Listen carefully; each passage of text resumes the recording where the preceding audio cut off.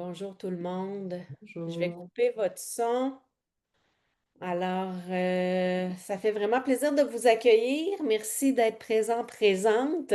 Je ne veux pas trop prendre de temps, donc je me présente Audrey Fortin, orthophoniste aux éditions Horizon. C'est vraiment un très grand plaisir d'accueillir Jérémy qui va vous présenter un de ses beaux produits, donc Décision. Un contenu quand même assez riche. Il va prendre le temps de vous présenter le contenu et son utilisation clinique. On va faire des petites manipulations également. Donc, je l'ai tout près sur la table. Là, on va pouvoir vous montrer ça. Simplement pour vous dire, si vous avez des questions, vous pouvez les mettre dans le chat. Je pourrais les poser à Jérémy ou Jérémy, si tu es à l'aise, tu pourras les lire sans problème et y répondre. À toi de juger. Et je vous invite à fermer vos micros, s'il vous plaît. Vous ne serez pas filmé. Donc, on enregistre le webinaire. Il va être disponible dans la boutique en ligne des éditions Horizon. Mais vous pouvez très bien activer votre caméra. C'est toujours agréable pour les présentateurs de voir les gens. Alors, si c'est possible d'activer, vous n'apparaîtrez pas dans l'enregistrement garanti, sauf si vous prenez la parole verbale. Donc là, ne prenez pas la parole, mettez vos commentaires dans les chats et tout va être sous contrôle. Alors, c'est vraiment avec un très grand plaisir qu'on accueille Jérémy Périchon. Je te laisse la parole, mon cher. Bienvenue, merci et à toi, je reste disponible s'il y a quoi que ce soit. C'est gentil. Bah, écoute, merci Audrey, hein, vraiment pour cette invitation. Et puis merci aussi pour cette proposition de distribuer les produits Kérosène outre-Atlantique. C'est vraiment un grand, grand plaisir de mon côté. Merci aussi à toutes les personnes qui sont là. Euh, alors, je vais commencer donc par vous mettre un petit bout de PowerPoint. Et puis, ce que je vous propose, c'est qu'on switch entre PowerPoint, manipulation par Audrey qui a le matériel sous les mains. Donc, ça va être vraiment chouette.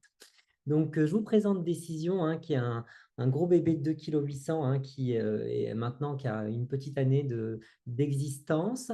C'est un outil en fait qui a été vraiment conçu dans l'idée déjà d'une difficulté clinique de faire de cette fameuse décision partagée, c'est-à-dire, oui, on nous prône le partenariat, la décision partagée avec les patients et les familles, et pour autant, au regard des difficultés de langage, de communication, de compréhension de nos patients, ça reste quand même un vrai défi de pouvoir faire cette décision partagée. Et donc, nous est venue l'idée avec les éditions Kérosène de pouvoir partir sur un matériel physique agrémenté de pictogrammes et avec aussi beaucoup de réflexions autour de l'auto-évaluation et donc de la métacognition.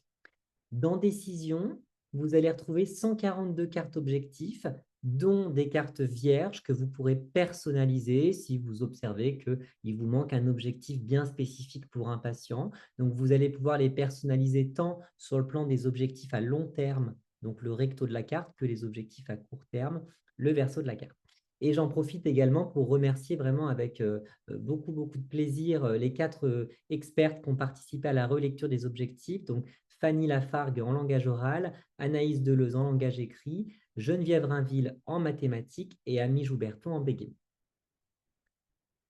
Donc, Décision, il se présente un petit peu de cette façon-là. Donc, vous allez avoir des cartes qui sont numérotées.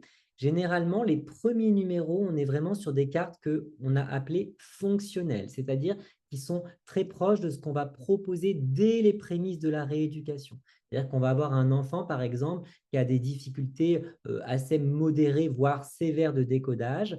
En priorité, on va potentiellement privilégier le fait d'encourager la lecture plaisir. Et pour ça, on va pouvoir amener une discussion avec le patient, avec sa famille, sur tous les moyens qu'on a à notre disposition et donc à leur disposition pour encourager cette lecture plaisir. On voit ici, par exemple, aménager un coin de lecture confortable et éclairé, prévoir des moments de lecture en famille, avoir une sélection de livres adaptés à l'âge et aux intérêts de mon enfant, se rendre en médiathèque, en maison de quartier, en bibliobus.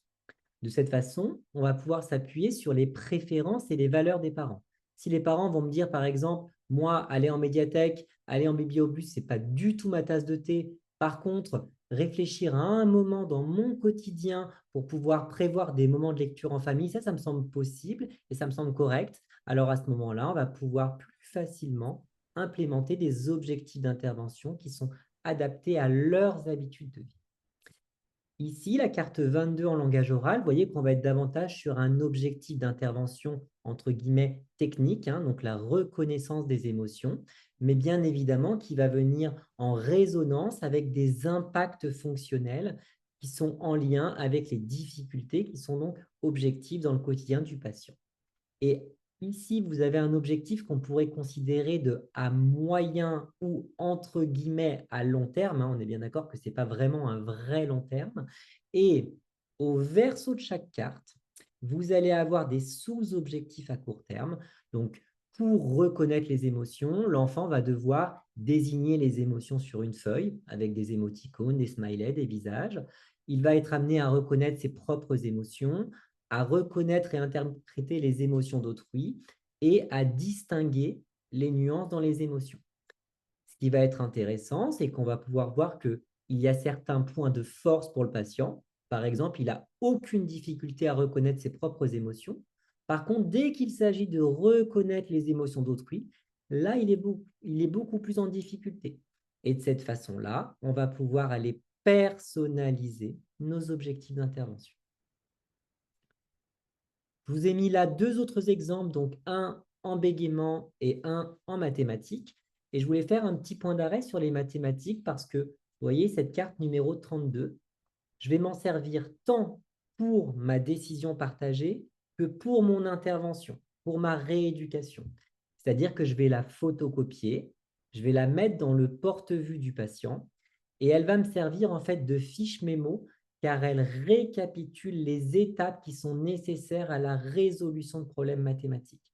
Donc, par exemple, on va discuter avec le patient de est-ce que tu as bien pensé à lire et est-ce que tu arrives bien à comprendre le problème que tu as en face de toi? Est-ce que tu as bien pensé à repérer les données mathématiques dans le problème?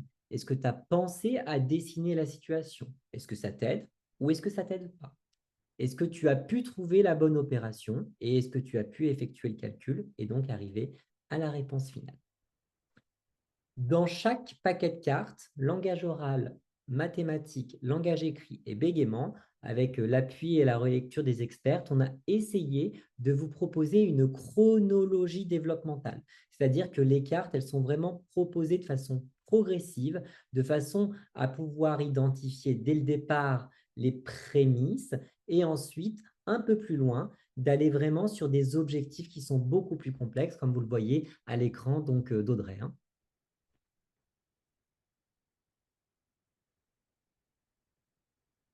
Donc, je vous présente donc comment l'utiliser, puis on passera ensuite sur l'écran d'Audrey. Donc, pour l'utiliser, il y a trois grandes options. Tout d'abord, on va, de façon un petit peu préliminaire, réfléchir ensemble grâce à l'évaluation fonctionnelle, donc les questionnaires d'impact fonctionnel, au domaine qui semble le plus impacté, ou en tout cas le domaine pour lequel le patient vient nous consulter. On peut aussi avoir le cas où le patient vient pour du langage oral et on se rend compte au cours de l'entretien clinique qu'il y a des difficultés également en mathématiques et en langage écrit. Dans ce cas-là, on va, selon les situations, s'orienter davantage vers l'option 1, l'option 2 ou l'option 3.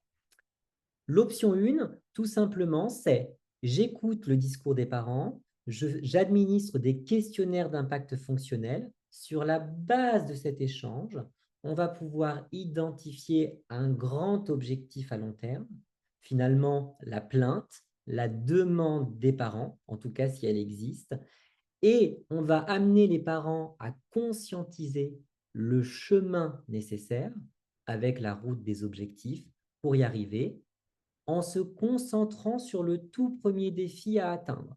C'est-à-dire, on va leur montrer le plus petit pas possible à faire pour lancer la route, pour démarrer la machine du suivi orthophonique.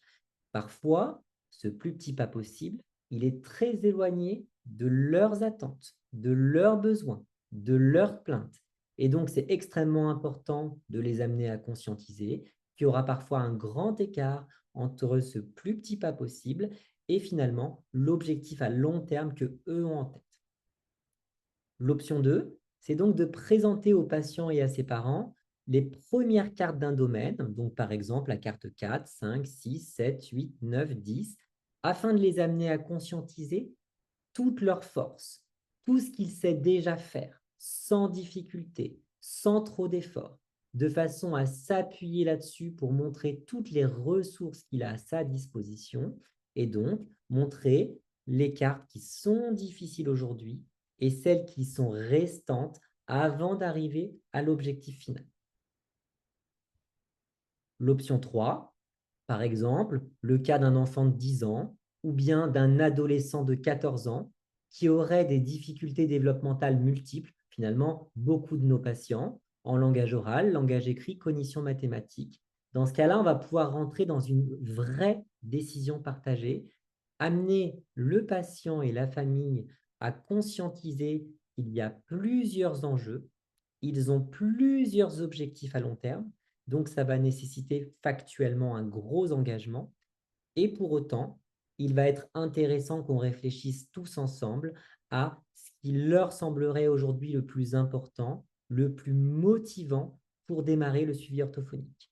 Par exemple, est-ce que ce serait plutôt la compréhension de texte, l'expression écrite ou la résolution de problèmes?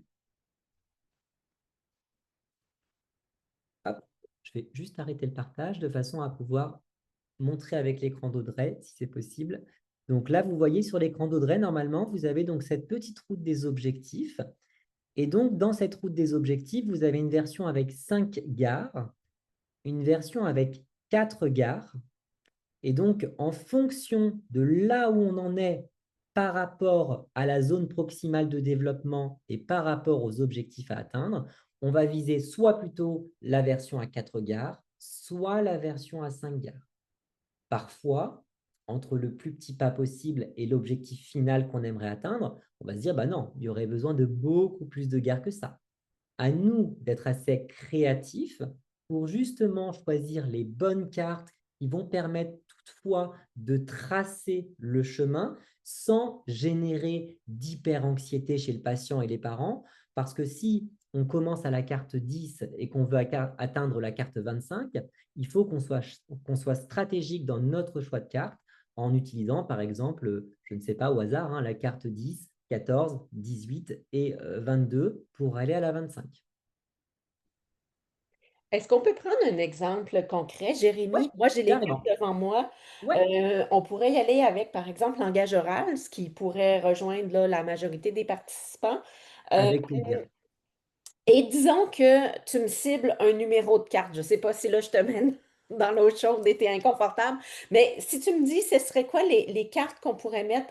On va prendre nos nos 4 gares, Oui, puis choisis, disons, on veut arriver à comprendre des explications, une histoire ou un film. Disons que je ok, veux ce grand objectif-là dans ma vie, ok, comme ça parent marche. pour mon enfant. Qu'est-ce que je fais avec la carte? Ok, donc là, on va dire que ça, c'est ton objectif à long terme. Donc, on Hmm? va le mettre en carte 4, par exemple.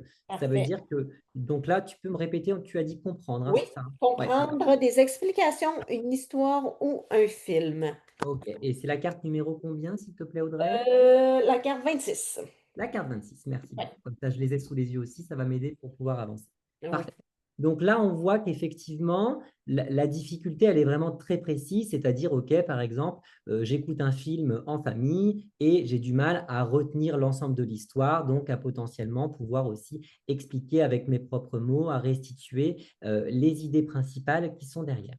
Donc, pour cela, ce qui va être extrêmement intéressant, c'est que déjà, au dos de la carte, quand on n'est pas vraiment très familier avec la décision, on va se dire, OK, c'est quoi les sous-objectifs, c'est quoi les étapes qu'il y a derrière?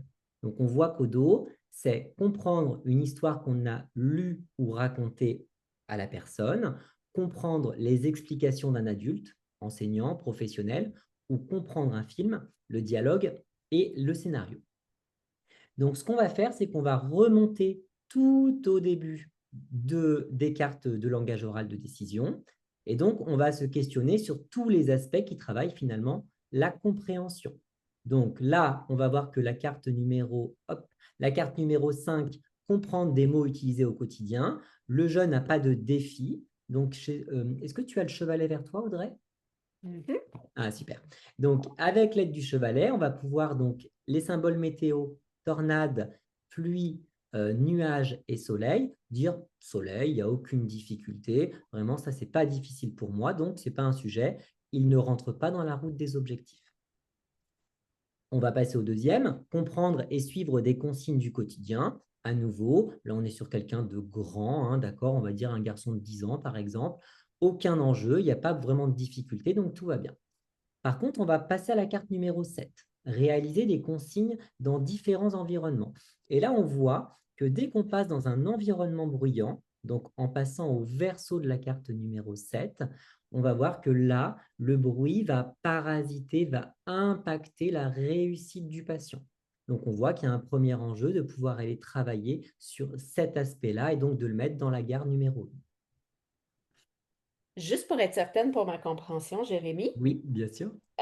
Donc, toi, tu connais bien ton matériel et tes cartes. Oui, Je vois qu'il y a vraiment un fil conducteur entre les différentes cartes. oui. Comment on fait ce travail-là, nous, comme cliniciens? Devant le Ah, client, seul, oui. une fois qu'on a établi l'objectif l'objectif ultime qu'on veut atteindre, comment tu nous suggères de préparer là, notre choix de carte? Alors, c'est vrai que c'est un gros travail hein, pour moi qui est préliminaire. C'est vrai que décision par rapport à d'autres matériels de rééducation, finalement, où bah, on peut un peu adapter, personnaliser, découvrir en temps réel. C'est vrai que décision, il demande quand même un temps de prise en main préliminaire. Ça, c'est une certitude. Moi, ce que je vous propose vraiment de façon pratico-pratique, c'est peut-être déjà de vous concentrer sur un domaine à la fois. C'est-à-dire vraiment de vous familiariser avec le langage oral pour commencer, ou le langage écrit, ou les mathématiques, pour vraiment voir les cartes qui sont à l'intérieur. De plus, on a tous un petit peu nos sensibilités par rapport à notre pratique, on a un peu nos grandes lignes directrices qui conduisent notre façon de travailler. Donc, n'hésitez pas à faire déjà un petit peu un travail de repérage préliminaire sur bah, cette carte-là, effectivement, à cet âge-là, à 8 ans, c'est obligatoire que je le travaille. Par exemple, comprendre comment un mot est construit pour le langage écrit. Donc, vous voyez, on va avoir comme ça un petit peu des associations d'âge et de cartes qui vont se faire progressivement. Donc, c'est vraiment une proposition que je vous fais. Et puis, vous allez concevoir aussi assez rapidement que même si les paquets de cartes sont assez imposants, en tout cas en langage oral, il y a 42 cartes objectifs, il y a des cartes qui se ressemblent. Par exemple, sur tout ce qui est articulation, phonologie, on va avoir prononcé correctement tous les sons voyelles et prononcé correctement tous les sons consonnes à la suite. Donc, c'est aussi important de voir finalement que comme tout se goupille par chronologie développementale, des fois, il n'y a pas besoin de passer par la carte 12, 13, 14, 15. On peut passer de la 11 à la 16 sans trop de difficultés parce que entre la 11 et la 16, le patient ne rencontre pas de défi particulier. Merci pour la précision. Avec plaisir. Donc, vous voyez, donc là, on était donc sur comprendre effectivement en milieu bruyant, donc comment dire, une consigne. Et donc, nous, ce qu'on a dit, c'est notre patient, il a des difficultés donc à comprendre des explications ou pardon, oui, ou un film. Donc, on voit que ce n'est pas vraiment des problématiques qui sont de l'ordre du quotidien, mais plutôt d'un milieu très spécifique, c'est-à-dire soit je suis en famille et donc dans ce cas-là, c'est sur comment dire, un contenu qui est assez long, un film, hein, une demi-heure, 1 heure et demie, soit c'est des explications plutôt d'un adulte non familier. Donc là, on peut penser forcément à l'enseignant ou à d'autres professionnels que le patient va rencontrer. Donc là, dans cet exemple précis qu'Audrey vous a pris, on va pouvoir avoir par exemple ces deux cartes-là, c'est-à-dire la première carte où on va travailler sur la variable bruit sur un plus petit niveau, donc plus adapté à la zone proximale de développement de notre patient. Et la deuxième étape, c'est-à-dire en lien avec la plainte des parents, donc ça va être directement de passer sur la carte 27. Et comme je vous ai dit, là, on va vraiment partir sur un cas atypique hein, où il n'y aurait pas de difficulté d'expression. Hein, okay, dans ce cas-là, on irait directement de la carte, je ne me rappelle plus si je t'ai dit 16 ou 13, Audrey, juste avant. 13 ou 13, un instant, je me Oui, souviens voilà. pas. Un instant, je vais aller chercher ça. 16 et 13. Donc, il a prononcé correctement toutes les consonnes. Ça, c'est le 16. 13. Non, c'était Non, pas celle-là, 13. c'était, Répondre à des questions de manière appropriée. non plus. Tu sais, c'était celle que je te disais juste avant avec comprendre en milieu bruyant. Ah, ça, c'est la 7. Ah voilà, merci. Voilà. Donc, on va Oui, passer désolée. donc, de la 7 à la 22. Et pour se rapprocher plus d'une réalité clinique, c'est-à-dire que quand il y a un problème de compréhension, c'est quand même pas rare qu'il y ait son corollaire, c'est-à-dire un problème d'expression. Donc, on pourrait très bien avoir, par exemple, un petit garçon qui aurait des difficultés réceptives. Donc, bien évidemment qu'on commencerait par la carte numéro 7 parce qu'on s'attaquerait d'abord aux difficultés réceptives. Et puis, on va imaginer que c'est un petit garçon qui aurait des difficultés d'encodage syntaxique, hein. Donc, par exemple, on va travailler sur la carte s'exprimer avec des phrases simples et complexes. Et puis, on va peut-être aussi passer par la carte raconter une histoire qui a du sens. Donc, vous voyez, comme ça, on va avoir notre petit cheminement de gare qui va se jouer petit à petit jusqu'à arriver à la plainte des parents, c'est-à-dire, bah, nous, c'est un peu désagréable quand on écoute un film. Souvent, il nous dit qu'il ne comprend pas. Souvent, il nous dit qu'il n'a pas retenu de quoi ça parlait le film. Donc, vous voyez, on va commencer à faire du lien entre les impacts fonctionnels et l'objectif. Donc, ce qui est intéressant avec cette vision-là, c'est vraiment qu'on arrive à micro-graduer hein, les objectifs. On a un objectif ultime et tranquillement, on va amener le client à réaliser les étapes à franchir. Je trouve ça très intéressant. Il y a aussi une orthophoniste avec qui j'ai discuté, Jérémy, puis peut-être que tu peux en parler. Elle, ce qu'elle appréciait de pouvoir utiliser les cartes et de dire, ben, on va peut-être passer 4 cartes que Mhm. le jeune n'a pas besoin de travailler, mais justement, c'est gratifiant de dire, Oui. est-ce que cette carte-là, tu as besoin de travailler cette chose-là, cet objectif-là? Non. Donc, ça va être ta pile de choses que tu sais déjà faire. Un peu comme tu disais, ça permet de renforcer les ressources du jeune et ses capacités. Donc, Mhm. ça, c'est une autre belle façon là, Oui. de l'utiliser. Je ne sais pas si tu as, quelque chose Oui, à ajouter là, ouais, là-dessus. ouais, effectivement, j'ai une collègue suisse hein, qui m'a fait ce même retour et je trouvais ça hyper chouette. Là, elle me prenait vraiment un exemple très particulier, une jeune ado TSA sévère de 12 ans et les parents étaient complètement démunis en se disant, bah voilà, il reste encore tout ça à travailler hein, factuellement en termes de compétences de langage et de communication, même si la décision n'est pas centrée sur les TSA parce que pour information, on est en train de travailler sur des extensions et notamment le TSA en fait partie. Mais effectivement, c'était hyper chouette d'avoir ce feedback-là, de se dire, j'ai pu montrer à la maman, avec l'aide de décision, tout ce que sa fille de 12 ans, TSA sévère, savait déjà faire. Et j'ai trouvé qu'au niveau du sentiment d'efficacité, au niveau du sentiment de compétence, et pour le patient et pour le parent, c'est quand même assez formidable. Hmm, super, merci. Avec plaisir. Du coup, je vais reprendre un petit bout le diapo. Hop. Donc là, vous voyez, vous avez le chevalet hein, que Audrey vous présentait en petit format. Et donc, on va pouvoir, en fait, avec un petit verbatim, on a fait exprès de reprendre des phrases de patients. Hein. C'est trop dur, c'est impossible, c'est trop compliqué. Des fois, j'y arrive, des fois, non. Parfois, c'est difficile. Ça dépend des jours. Ça va. La plupart du temps, ça va. Et donc, on va pouvoir ensuite donc, amener les patients à s'auto-évaluer. Et donc là, je vous ai mis 3 petits exemples avec des petites cartes. Et donc là, on voit que mon patient, il a des difficultés, donc plutôt en mode pluie pour découper les mots en syllabes et en sons, et en mode tornade pour écrire une phrase, écrire un texte. Pourquoi les symboles météo? Bah, pour sortir un petit peu des smileys, d'accord hein. Parce qu'en plus, nos patients, je vous rappelle qu'ils ont des problèmes de reconnaissance des émotions. Donc, on s'est dit qu'on allait partir sur quelque chose peut-être certes d'un peu plus abstrait, mais qui permettait aussi de squeezer tout ce qui était aspect reconnaissance des émotions, et puis aussi pour créer un petit peu un univers graphique aussi autour de la proposition de décision. Donc, voilà en vrai la route des objectifs en vrai, en grand, pardon.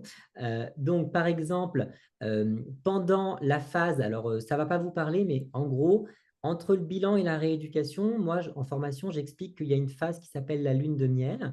Et pendant cette phase de lune de miel, en fait, je vais vraiment tout mettre en place pour que les parents et le patient développe le plus possible une lecture plaisir. Donc, moi, c'est vraiment des objectifs fonctionnels que je vais centrer dès le départ. Donc, en starting pack, je vais proposer de mettre en place des situations où émerge une lecture plaisir. Puis, bah, après, de manière assez classique, hein, comme le propose notamment Anaïs Deleuze, on va travailler sur tout ce qui est aspect segmentation, fusion phonémique, donc avec la carte numéro 4. Tu vois, typiquement, Audrey, ça c'est vraiment une carte pour moi qui fait partie de mes indispensables à utiliser Hmm. au cabinet. Pareil, la carte numéro 13, c'est vraiment une de mes indispensables également en langage écrit. Écrire une phrase, donc on va être plutôt bien évidemment sur l'orthographe grammaticale.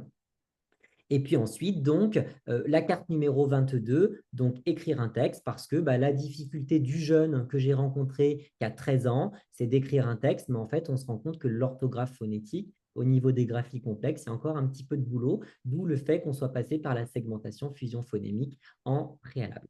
Et puis, pardon, je vous ai mis là le petit nouveau, je vous le présenterai une prochaine fois, hein, bien évidemment, dans un webinaire avec Audrey.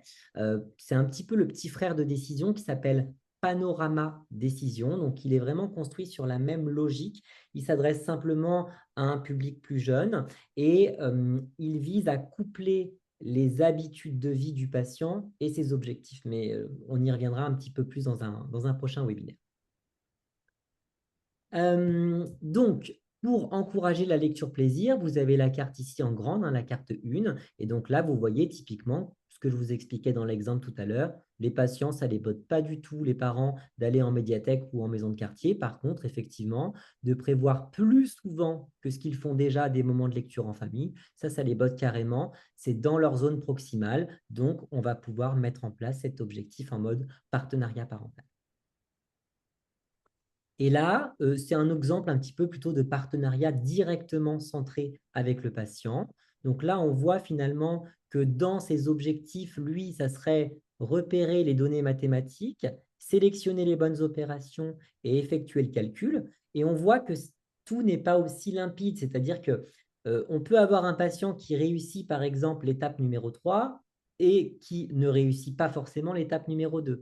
Donc, en orthophonie, moi, j'ai une métaphore que j'aime bien. Je dis qu'on fait du Chanel, du sur-mesure et pas du Primark, donc pas du prêt-à-porter. Et donc, l'idée de décision, c'est vraiment ça, c'est de faire du Chanel, c'est-à-dire vraiment de s'adapter de façon sur-mesure aux singularités de nos patients.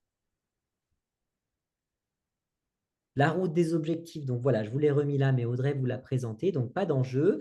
Et puis, je vous ai mis un petit exemple quand même avec les, comment dire, avec les cartes vierges, parce que ça me tenait particulièrement à cœur, c'est-à-dire que Décision, il a quand même pas vocation de tout recenser. Alors, on a fait un gros travail, donc théoriquement, on n'est pas passé à côté de grand-chose, mais il est possible. Vous voyez, par exemple, moi, j'ai une collègue il n'y a pas longtemps qui m'a dit ah bah tiens, moi, j'aime absolument bosser cet objectif-là avec les patients. Bon, bah, je dis OK, c'est complètement d'accord. Si toi, c'est dans tes pratiques habituelles et que toi, tu as l'habitude de le faire, donc dans ce cas-là, vous avez les cartes là qui apparaissent aussi à l'écran d'Audrey, hein, qui sont personnalisables. Et donc, voyez un exemple. Là, si par exemple, je voudrais la photocopier pour vraiment faire une carte objectif sur mesure, le patient peut repartir avec, un petit peu comme je pars un peu avec mon défi, voyez, pour toute la rééducation orthophonique. Donc, ça crée vraiment un objet transitionnel, moi, que je trouve super sympa. Donc, soit on peut partir sur cette carte objectif directement sur un petit objectif pour 6 semaines qui est inscrite sur la carte, ou alors on part sur un objectif plus long. Par exemple, quand le petit patient arrive au bureau, enfin pour la première fois, je lui dis qu'est-ce qui t'amène à venir me voir? Qu'est-ce qui t'amène à venir voir un orthophoniste? Est-ce que tu sais pourquoi tu viens me voir? Donc souvent, les patients, ils ne savent pas. Donc, on les amène à réfléchir avec l'évaluation fonctionnelle. Et puis, au bout d'un moment, il va me dire, bah oui, j'aimerais quand même que ce soit plus facile pour moi de lire. Et donc, on pourrait très bien utiliser les cartes objectives vierges, écrire dessus euh, que la lecture devienne plus facile ou faciliter la lecture. Enfin, vous voyez, vous adaptez un petit peu votre verbatim. Et le patient repart avec sa carte vierge personnalisée. Elle lui appartient. Et donc, ça, c'est vraiment important. Ça montre à quel point vous vous adaptez à chaque patient. On peut parler des arbres décisionnels, Audrey, si tu veux? Oui, pas de problème. Je sors. Avec plaisir. Je les présente et puis Audrey vous les montrera après. Donc, les arbres décisionnels, en fait, c'est vraiment un truc pour moi qui était hyper important parce qu'aujourd'hui, on parle beaucoup d'évaluation critériée. Et puis d'ailleurs, j'ai vu que Julie Catini était là, donc j'en profite pour faire référence à son article avec Guillaume Dubois-Indien. L'idée, effectivement, c'est de donner un peu des billes et des outils aux collègues, aux cliniciens sur le terrain pour pouvoir faciliter cette évaluation critériée. Il n'y a pas d'enjeu, ce n'est pas un thésaurus qui est absolument complet, mais en tout cas, c'est quand même une bonne base conceptuelle pour vous y aider.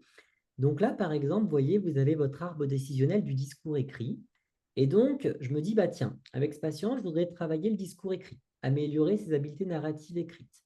Et donc, objectif atteignable pour qu'il soit smart, je fais une évaluation critériée, je me rends compte que sa macrostructure est complètement correcte, il n'y a pas besoin de travailler dessus. Par contre, je me dis que sa microstructure, il y a quand même encore un petit peu de boulot pour qu'on arrive à de la cohésion textuelle.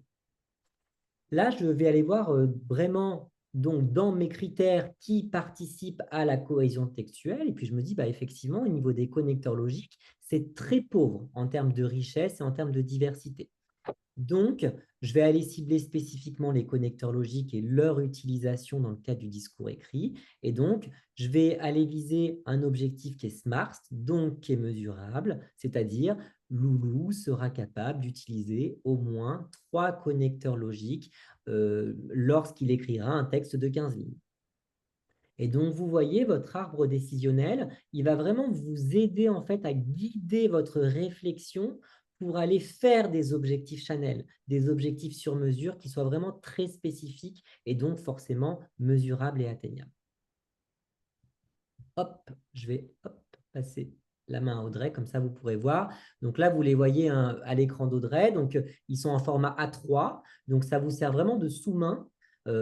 Par exemple, une collègue m'a dit un jour, ah bah tiens, moi j'ai une stagiaire en ce moment de 5e année, à chaque fois je sors les arbres décisionnels pour qu'on discute ensemble autour des objectifs. Donc vous voyez, j'ai trouvé ça quand même assez chouette, qu'on puisse aussi utiliser décision même dans le cadre des stages, de la formation initiale et continue, pour pouvoir aussi un petit peu affiner notre regard, affiner nos objectifs d'intervention. Donc les arbres décisionnels, vous en avez en langage oral, en langage écrit et en cognition mathématique pour tous les sous-domaines, bien évidemment. Un très gros travail quand même assez remarquable pour avoir regardé les domaines avec lesquels je suis le plus à l'aise. Il y a énormément d'informations qu'on peut vraiment les micro-graduer. Et je t'avoue, Jérémy, parce que bon, le matériel, je le connais, je l'ai regardé, mais je suis très contente de t'entendre en parler parce que ça me permet de voir cette logique-là d'entonnoir avec les cartes et les arbres décisionnels que je ne voyais pas de façon aussi Ouais, claire ouais. quand je consultais le matériel. Alors, Ouais, vraiment, ouais. je trouve ça intéressant Ouais. d'avoir Merci à toi pour l'invitation parce que ça fait un moment que je devais le faire et voilà, c'est l'occasion qui fait le larron, comme on dit. Est-ce que tu voulais présenter autre chose concernant...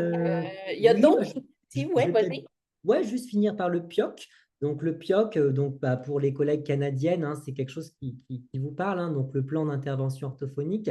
Et c'est vrai que j'ai rajouté le petit sigle C, concerté, bah, parce que justement, dans cette logique de décision partagée, l'idée, c'est que vous allez pouvoir reprendre en fait un petit peu comme une fiche passeport, une fiche mémo pour le patient, tous les objectifs qu'on va cibler avec lui.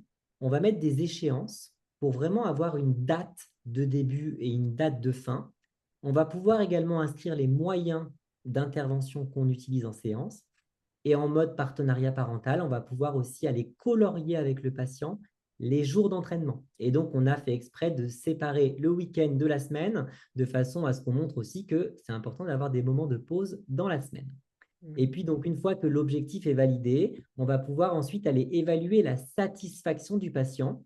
Et donc là, je vous encourage en fait à aller écouter et lire un auteur que j'adore vraiment et que j'ai découvert là au cours de l'année. C'est James Clear. Et donc, il a écrit un bouquin qui s'appelle Atomic Habits. Donc, un rien peut tout changer en français. Et ce qu'il dit, James Clear, c'est que plutôt que de viser une somme sempiternelle d'objectifs à atteindre, il faut qu'on vise la satisfaction et le changement d'identité de la personne qu'on accompagne. Et donc, je pense que c'est important de se dire que plutôt que de viser simplement qu'une somme de tout petits objectifs, et ça a un risque, effectivement, quand on utilise décision, de perdre un petit peu finalement le pourquoi du comment. Et donc, décision vous encourage vivement à ça avec la carte finale, la gare finale. Voilà l'objectif qu'on veut atteindre, voilà l'identité que je voudrais atteindre. Par exemple, de façon assez concrète, si j'ai un patient qui ne lit pas, mon objectif avec décision, c'est de l'amener à prendre conscience des étapes, du chemin à parcourir pour qu'il se considère comme lecteur. Si j'ai un patient qui se considère comme mauvais en maths, dans ce cas-là, je vais lui donner les outils, les étapes qu'il va devoir franchir pour que progressivement, il change ses représentations autour de sa perception de ses difficultés et de sa performance. Voilà.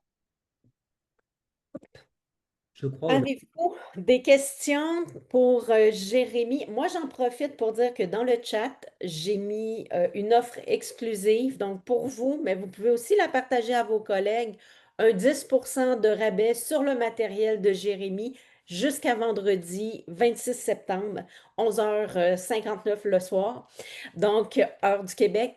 Alors, vous pourrez profiter de ce rabais avec le code promo.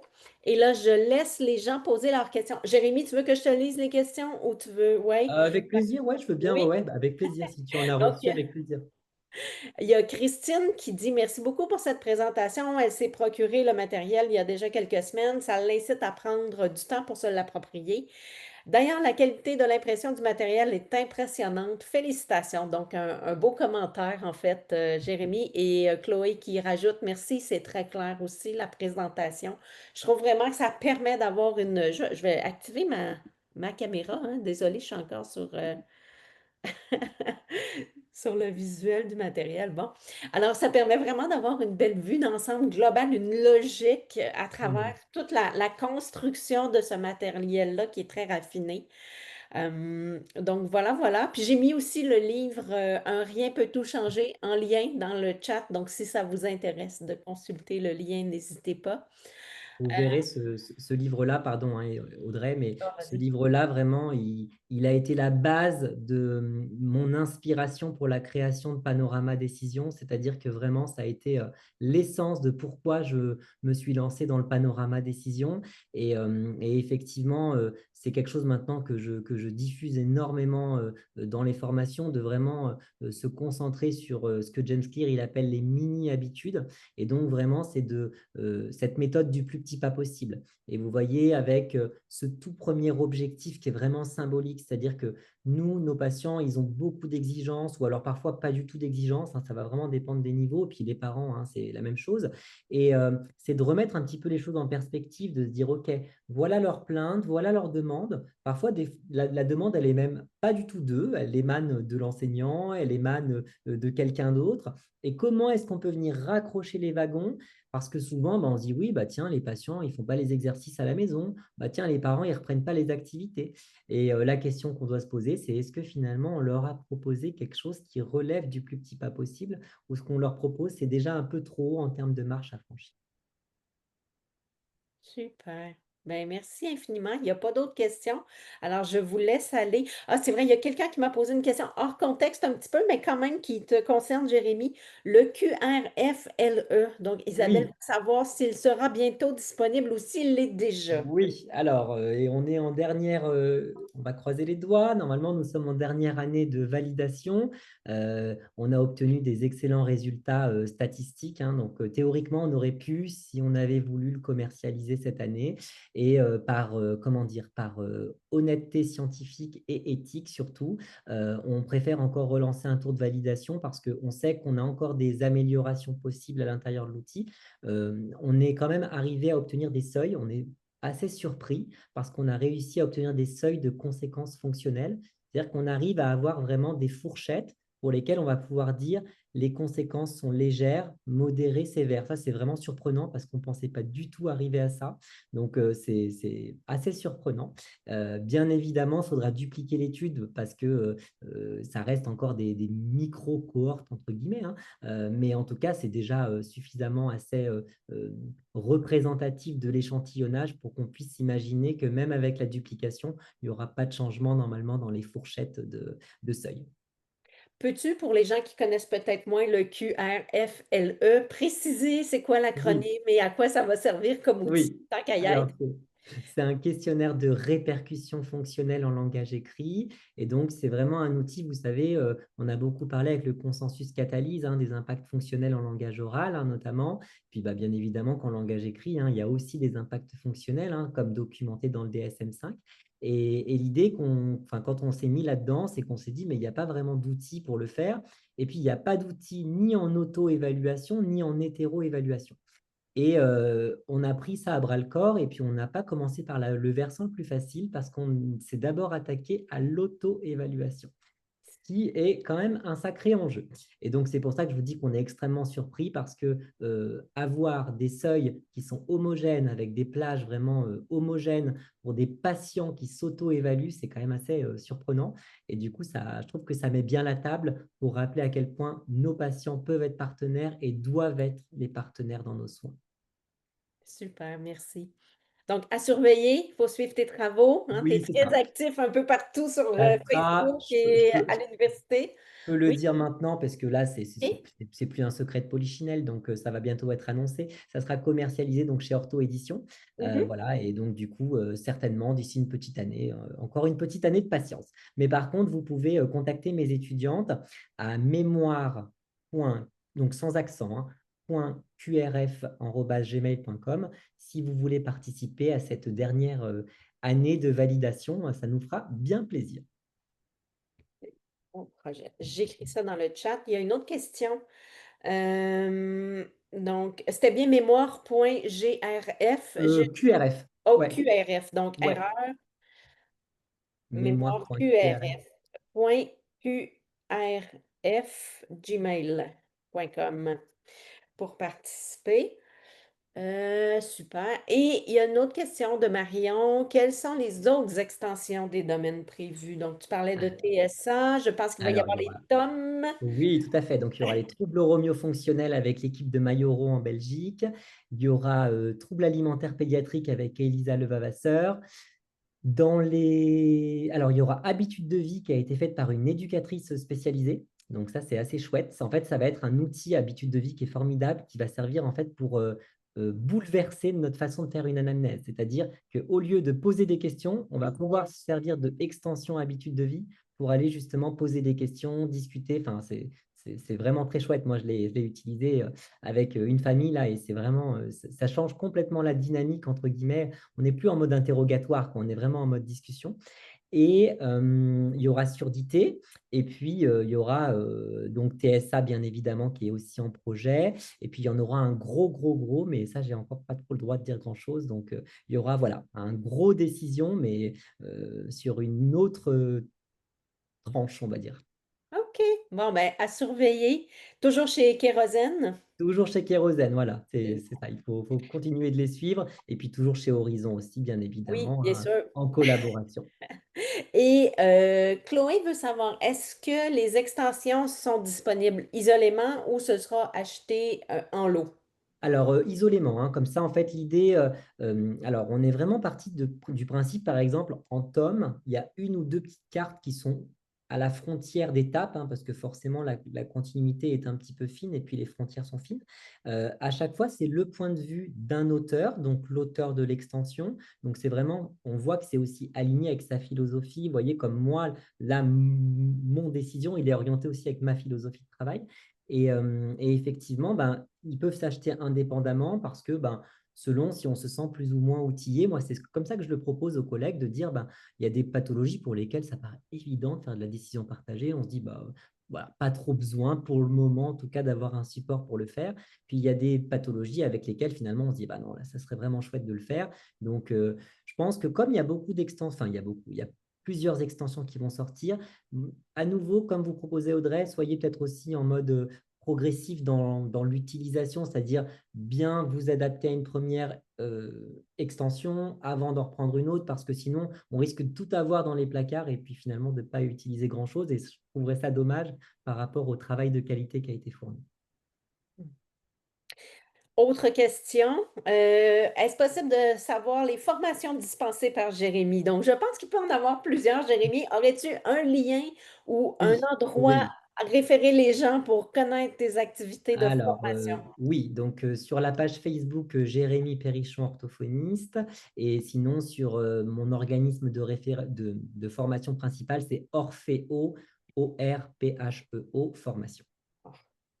PHE, Orpheo, formation. parfait. Donc, les deux endroits où vous pourrez retrouver les informations, les activités de formation de Jérémy, soit sur Facebook, Jérémy Perrichon, orthophoniste, ou Orphéo Formation. C'est ça. Merci infiniment pour votre présence. Oui, Encore une fois, merci Jérémy pour ta participation. C'est grandement apprécié. Je pense que ça va permettre aux gens au Québec de bien connaître ton produit et de faire un choix éclairé concernant son utilisation.